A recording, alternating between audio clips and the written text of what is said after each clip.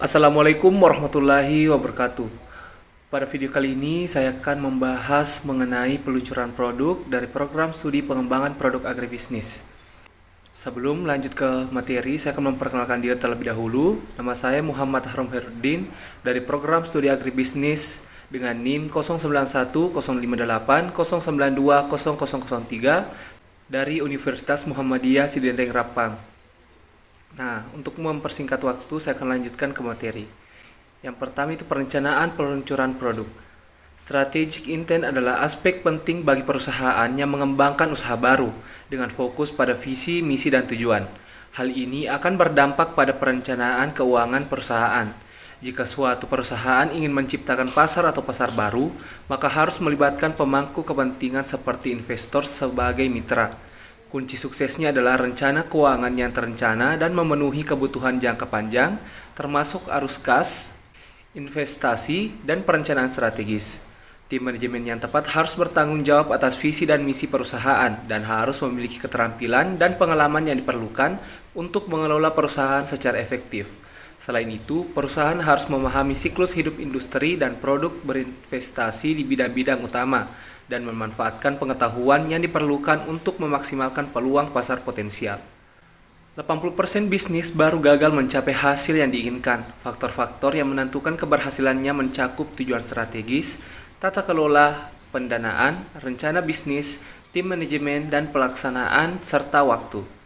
Yang pertama, tujuan strategis. Maksud strategis melibatkan visi dan misi yang selaras dengan tujuan dan aspirasi perusahaan. 2. Tata kelola.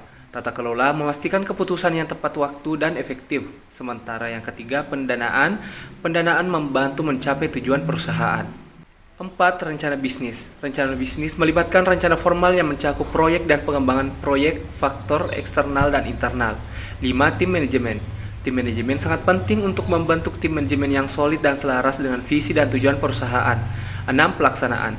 Eksekusi melibatkan keterampilan teknis dan kepemimpinan, motivasi, disiplin, dan fokus. Dan yang terakhir atau yang ketujuh yaitu waktu. Pengaturan waktu sangat penting untuk keberhasilan implementasi bisnis baru.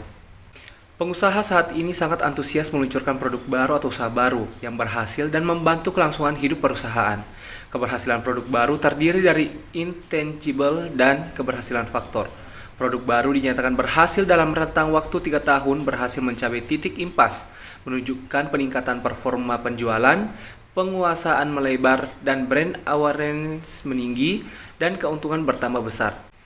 Keberhasilan produk baru diformulasikan oleh Handi SWA 2001 sebagai berikut: Marketing Information System, Capitalizing Opportunity, Segmentation and Targeting, Positioning, Delivery, Product and Service Differentiation, and Promotion Creativity. Marketing Information System merupakan studi awal ketika produk masih dalam angan-angan. Berbagai kemampuan perusahaan mengelola komponen-komponen sistem informasi pemasaran, seperti data-data internal, riset pasar, dan intelijen pasar. Segmentasi yang efektif membuat perusahaan berpikir kreatif. Pemilihan target segmen yang tepat akan menciptakan keunggulan bersaing bagi produk baru. Positioning adalah perang persepsi, dan delivery adalah loyalitas, alternatif akses, dan delivery yang tepat dan kreatif. Produk atau service differentiation adalah nilai atau value yang diperolehnya, dan promotion creativity adalah biaya untuk produk baru. Dan yang terakhir yaitu bisnis berkelanjutan adalah perusahaan yang memiliki rencana bisnis yang baik, manajemen yang kuat, dan eksekusi yang konsisten. Tata kelola sangat penting untuk mencapai kesuksesan. Produk harus dipasarkan melalui sistem informasi, segmentasi, penargetan, positioning, dan diferensiasi yang efektif. Promosi dan distribusi yang kreatif sangat penting untuk kesuksesan.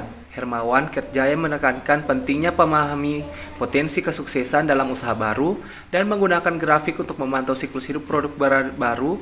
Hal ini membantu mengidentifikasi masa pakai produk dan potensi penurunan. Nah, mungkin itu saja yang sempat saya sampaikan pada video kali ini. Semoga dapat bermanfaat bagi kita semua. Assalamualaikum warahmatullahi wabarakatuh.